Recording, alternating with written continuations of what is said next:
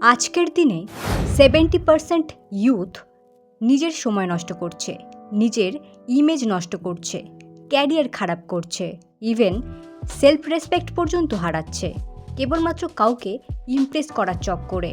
কারণ তারা জানে না কিভাবে প্রপারলি সাইকোলজি ইউজ করে ক্রাশকে ইমপ্রেস করতে হয়। তাই আজকের দিনে সাইকোলজি অফ লাভ এই টপিকটি এতটা ইম্পর্টেন্ট। এই সাইকোলজি যদি আপনি একবার বুঝে যান, আপনি আপনার ক্রাশকে তো ইমপ্রেস করতে পারবেনই, সাথে নিজের লাইফকেও নেক্সট লেভেলে নিয়ে যেতে পারবেন। So let's get into the video. Step number 1, how to Impress. দেখুন, আপনার যদি মনে হয় সকালে গুড মর্নিং, রাতে গুড নাইট টেক্সট করলে, সে খেয়েছে কিনা, ঘুমিয়েছে কিনা এসব জিজ্ঞেস করলে, তাকে কেয়ার দেখালে, বড় বড় প্যারাগ্রাফ লিখলে সে আপনার প্রতি ইমপ্রেস হবে, বা গিফটস, চকলেটস, ফ্লাওয়ার্স এসব দিলে তার মন গলে যাবে, আপনি ডিলিউশনে রয়েছেন। এসব কোনো কিছুই তাকে ইমপ্রেস করতে পারবে না। উল্টে আপনি ফ্রেন্ডজোন হয়ে যাবেন।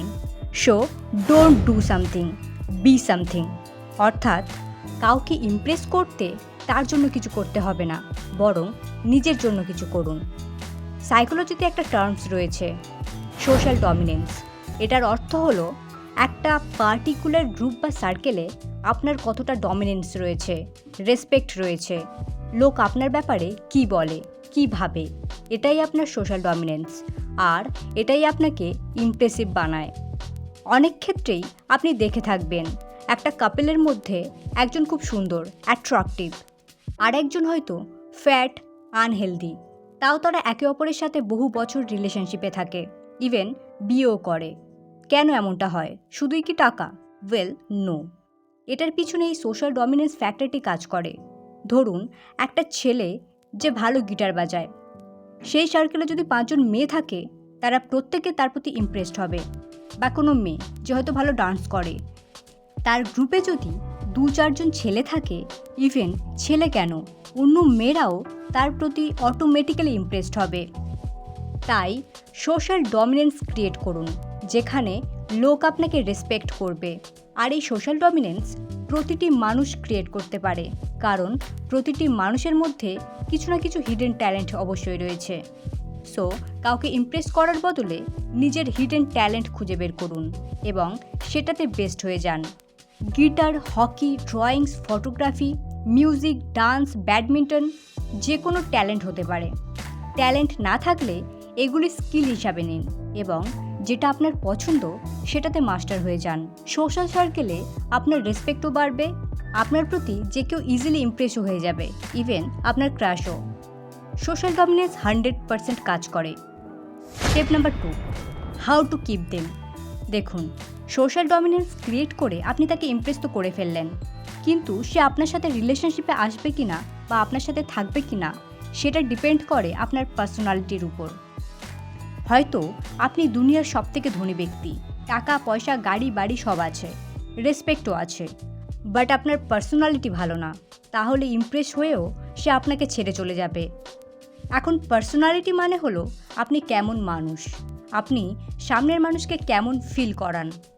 যখন কেউ আপনার সাথে থাকতে কমফোর্টেবল ফিল করবে, ভালো ফিল করবে, সে অটোমেটিক্যালি আপনার সাথে থাকবে। আপনার লুকস, মানি কোনো কিছুই তখন তার কাছে ম্যাটার করবে না। দেখুন, পার্সোনালিটি একদিনে বিল্ড হয়ে যায় না, এটা একটা লং প্রসেস।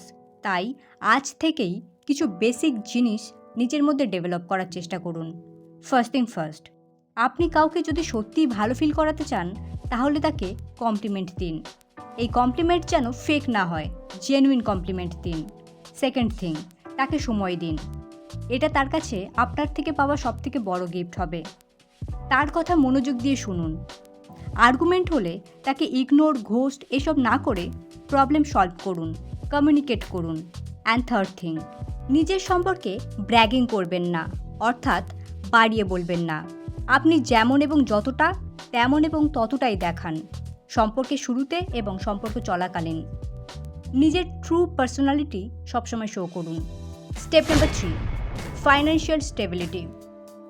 এই স্টেপটি controversial, but I have to include this.